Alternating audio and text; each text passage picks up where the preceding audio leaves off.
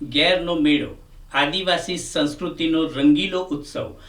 ગુજરાતના વિવિધ વિસ્તારોમાં અનેક મેળાઓ ભરાય છે, પરંતુ છોટાઉદેપુર જિલ્લાના કંવાટ ગામમાં ભરાતો ગેરનો મેળો પોતાના વૈવિધ્ય, પરંપરા અને આદિવાસી સંસ્કૃતિનો અનોખો રંગને કારણે વિશેષ સ્થાન ધરાવે છે.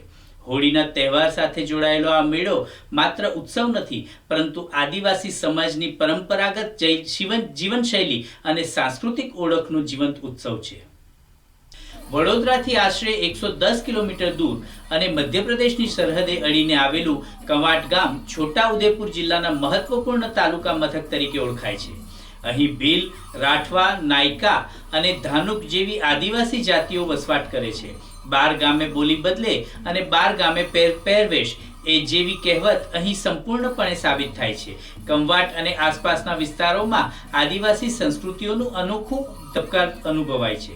હોળી પછીના ત્રીજા કે ચોથા દિવસે કંવાટનો ગેરનો ભવ્ય મેળો ભરાય છે. હોળીનો તહેવાર અહીંના લોકો માટે વિશેષ મહત્વ ધરાવે છે. અનેક લોકો વર્ષોભર રોજગારી માટે દેશ વિદેશમાં ઘૂમતા હોય, છતાં હોળી આવે એટલે તેઓ પોતાના વતન કંવાટમાં પાછા ફરવાનું ભૂલતા નથી. હોળીના દિવસે ઉપવાસ રાખી સાંજે અગ્નિદેવની પૂજા કરવામાં આવે છે. હોળી પ્રગટાવવામાં આવે ત્યારે ઉપર રાખેલી ધજા જે વ્યક્તિના હાથમાં આવે તેને ભગવાનના આશીર્વાદ માનવામાં આવે છે. કેટલાક શ્રદ્ધાળુઓ તો ધગધગતા અંગારા ઉપર પોતાના ખુલ્લા પગે ચાલીને પોતાની શ્રદ્ધા વ્યક્ત કરે છે. હોળીના બીજા દિવસે એટલે કે ધૂળેટીથી આદિવાસી સમાજ યુવાનો ગેરૈયા અથવા ઘેરિયા બનાવવાની માનતા રાખે છે.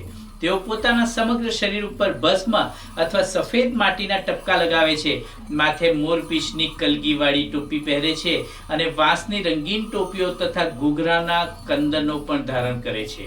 આ ઘેરૈયાઓ 5 દિવસ સુધી ગામે ગામ ફરી ઢોલ, થાળી, વાંસળી અને પીહો જેવા વાદ્ય તાલોને નૃત્ય કરે છે. આ સમય દરમિયાન તેઓ સ્નાન કરતા નથી, ઘરના ભોજનનો ત્યાગ કરે છે અને ખાટલા પર સૂવાનું પણ ટાળે છે. ગ્રામજનો પાસેથી તેઓ અનાજ અને દાન એકત્ર કરે છે. કંવાટના મેળામાં સંગીત અને નૃત્ય વિશેષ મહત્વ છે. ઢોલ, જાળિયા, પાવા, પીહો અને અન્ય લોકવાજિંત્રો ગર્જનાદ સાથે 100-200ની ટોળીઓમાં ગેરૈયાઓ નૃત્ય કરતા આગળ વધે છે. તેમના પગલા સાથે બંધાયેલા ઘૂઘરાઓ તાલબદ્ધ અવાજ સમગ્ર વાતાવરણને જીવંત બનાવી દે છે. પુરુષો પરંપરાગત ધોતી અને કમીઝમાં તથા સ્ત્રીઓ રંગબેરંગી ચુંદડી અને બ્લાઉઝમાં સજ્જ થાય છે. ગામ કે ફળિયાની ટોળીઓ એક જ રંગ અને ડિઝાઇનના કપડાં પહેરી એકતા અને ઓળખનો સંદેશ આપે છે. આદિવાસી મહિલાઓ ખાસ કરીને ચાંદીના આભૂષણોથી સજ્જ થાય છે.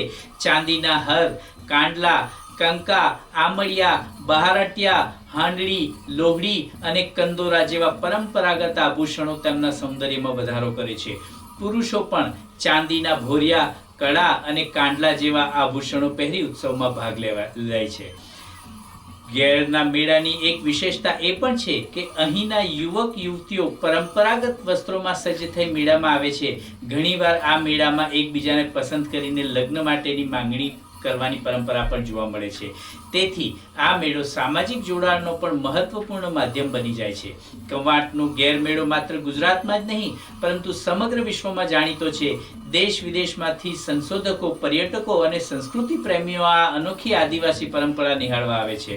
ગુજરાત સરકાર દ્વારા પણ આ મેળાની મહત્વતાને માન્યતા આપવામાં આવી છે. 5 માર્ચ 2026ના રોજ મુખ્યમંત્રી દ્વારા કંવાટ ગેર મેળા પર આધારિત કસ્ટમાઇઝ કાર્ડ, ટિકિટ અને વિશેષ આવરણનું વિમોચન કરવામાં આવ્યું હતું, જે આ આદિવાસી સંસ્કૃતિના વારસાને રાષ્ટ્રીય સ્તરે ગૌરવ અપાવતું મહત્વપૂર્ણ પગલું છે.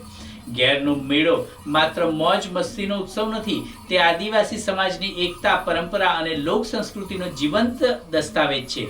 અહીં ભેદભાવ કે જાતિવાદ નથી, પરંતુ માત્ર આનંદ, સંગીત અને સમાનતાનો ઉમંગ છે. બાળકોથી લઈને વૃદ્ધ સુધી આ સૌ ઉત્સવમાં રંગાઈ જાય છે. ખરેખર કંવાટનો ગેર મેળો ગુજરાતની આદિવાસી સંસ્કૃતિઓનું દર્પણ છે, જ્યાં પરંપરા, આનંદ અને માનવતા એક સાથે ધબકે છે. ખાધે પીધે દિવાળી વધે તેની હોળી, આ આદિવાસી કહેવત ગેરના મેળાની ઉજવણીને સાચા અર્થમાં વ્યક્ત કરે છે.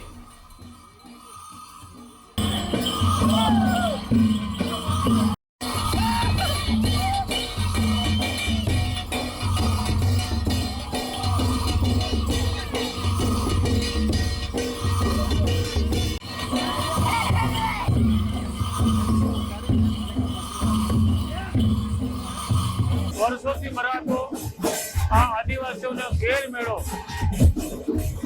આદિવાસીઓની દિવાળી નહીં હોય ચાલે, પણ હોળી તો પોતાના ગામમાં જ હોળીથી 5 દિવસ પહેલા 7 દિવસ પહેલા ભંગીરા શરૂ થાય ને હોળી શરૂ થયા પછી ત્રીજા દિવસે સવારમાં ઘેર મેળો ભરાય છે. એમાં